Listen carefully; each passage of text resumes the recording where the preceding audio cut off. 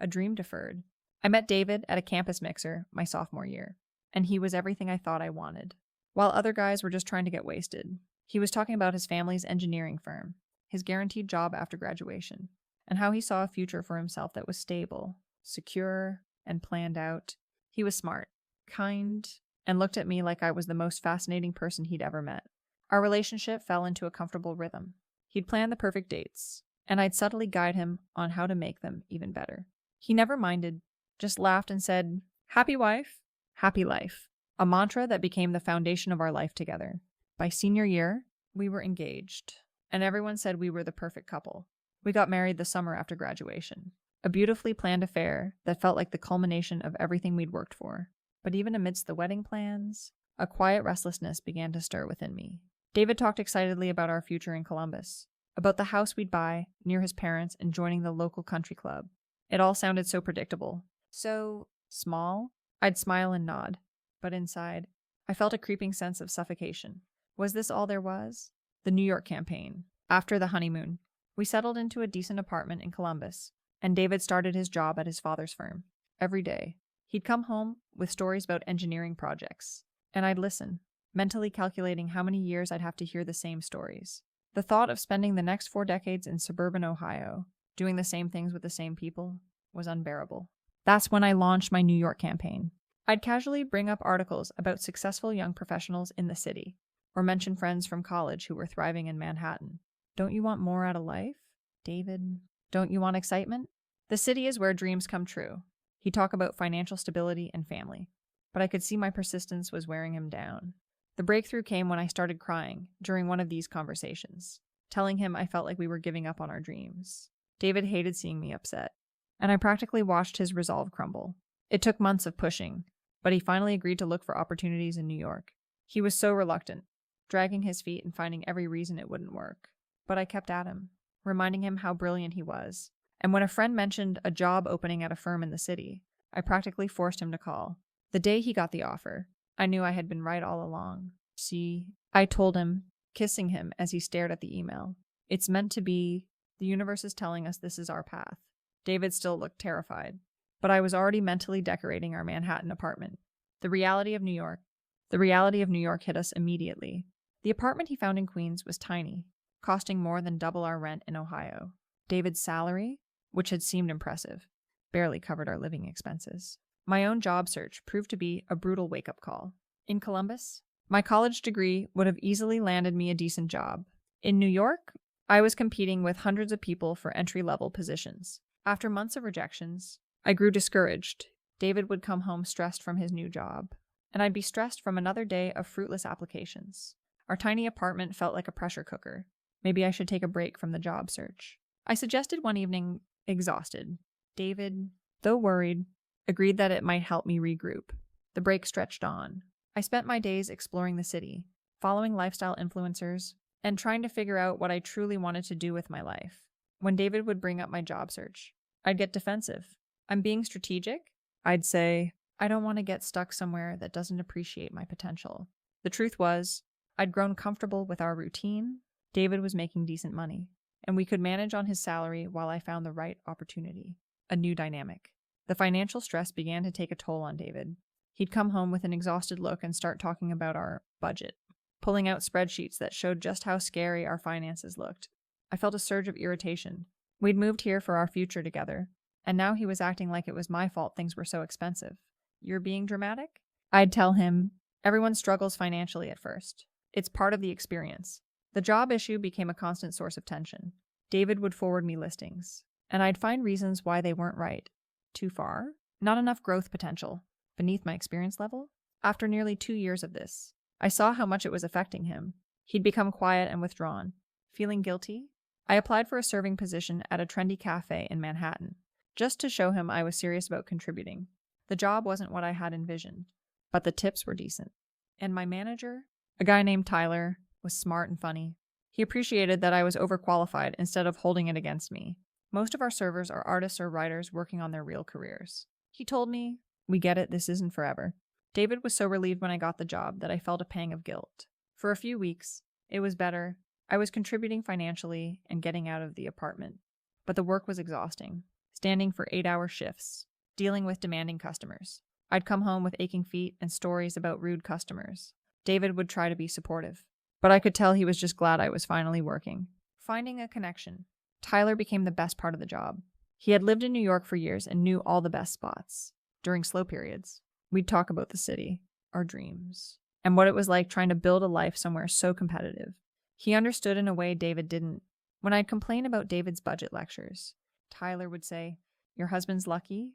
Not many guys would be supportive of their wives chasing dreams in a place like this." Those conversations with Tyler became the highlight of my workdays. He'd ask about my goals, my writing ambitions, and suggest creative projects. "You're too smart to be stuck in some boring routine," he'd say, and I'd feel a rush of validation I hadn't gotten from David in months. David was so focused on financial stability that he'd lost sight of why we'd come here in the first place. We weren't just supposed to survive in New York, we were supposed to thrive. I started getting home later from work, with excuses about needing to help with inventory or staying late to train a new girl. Tyler and I would spend an hour afterward talking about life and dreams and everything David seemed too stressed to discuss anymore. Tyler listened to me. When I'd talk about an idea for a blog, David would immediately start calculating costs. Tyler would get excited and suggest ways to make it happen. He made me feel like the person I used to be, the person I could still become if I was brave enough to go after what I wanted. A different kind of happiness. The first time Tyler suggested we get a drink after work, it seemed innocent. David was working late, and I deserved to decompress. The bar was perfect. For the first time in months, I felt like myself again, not David's worried wife or the struggling server, but just me, having an intelligent conversation with someone who appreciated my thoughts. "You light up when you talk about writing," Tyler observed. "Why don't you pursue it more seriously?" I told him about David's practical concerns, and he shook his head. "Those are just excuses. Life's too short to let other people's fears hold you back." We stayed until almost midnight, and I felt more energized than I had in weeks. The drinks after work became a regular thing. Tyler would text me during the day, and I'd find myself looking forward to it. David noticed I was happier and seemed relieved. "I'm glad the job is working out," he'd say, and I'd agree that it really was. Tyler and I talked about everything. He understood that David was a Columbus guy, that he'd never truly get what I was trying to build in New York. "You're married to someone who doesn't match your energy," Tyler said one evening. "You're a vibrant, ambitious person, and he's trying to make you small enough to fit into his comfort zone." I'd never thought about it like that, but he had a point. I had been feeling smaller lately, less like myself and more like David's anxious wife. Crossing the line. The first time Tyler kissed me, we were sitting in our usual corner booth, and I'd been venting about David. "Maybe you are choosing to be here," Tyler said quietly. Before leaning in, I should have pulled away, but I kissed him back, feeling a rush of validation. "I can't," I whispered, but even as I said it, I knew it wasn't true. The affair, because that's what it was. Even if I didn't want to call it that, became the best part of my life. Tyler made me feel beautiful and interesting, worthy of attention. He'd text me during the day with sweet messages, and I'd smile in a way I hadn't in months. I started being more careful with my phone, deleting message threads, creating a separate world where Tyler and I could exist. It wasn't that I planned to leave David. I just needed this space to feel like myself without hurting anyone. "Your husband doesn't deserve you," Tyler said one night. "He's got this amazing, ambitious woman, and all he can think about is playing it safe. If you were mine, I'd be focused on making you happy." It felt so good to hear someone say that, to feel like someone saw my potential instead of just my problems. I started staying out later, being less careful with my excuses. When David would ask where I'd been, I'd feel a flash of irritation. Why did I need to account for every hour? I was working, contributing, trying to build something meaningful. Why couldn't he just be supportive instead of suspicious? The unraveling. One night, I came home after midnight. "You're different lately," David said, more distant. "Is everything okay?" I wanted to tell him everything was better than okay, that I finally felt like myself again. But instead, I just said I was tired from work and went to shower. The night David found the messages, I'd gotten careless. I'd left my phone charging on the nightstand, and Tyler had sent a text.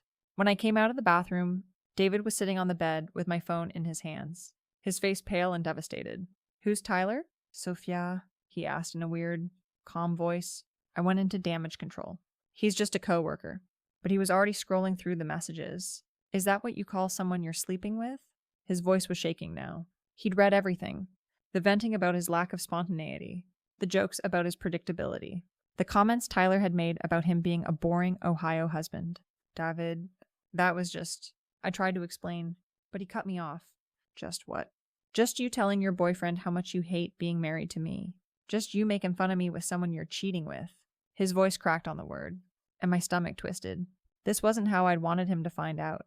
It's not what you think, I said, a lie we both knew was false. I never meant for this to happen. I was just lonely, and Tyler understood what I was going through. But looking at the devastation in his eyes, I knew no explanation would make this okay. You didn't plan it? David's laugh was bitter. Sophia. I just read months of messages. You planned every meeting, every lie? The silence was deafening. He stood up, still clutching my phone. I can't believe this, he said, and the words were laced with so much pain it was like a physical blow.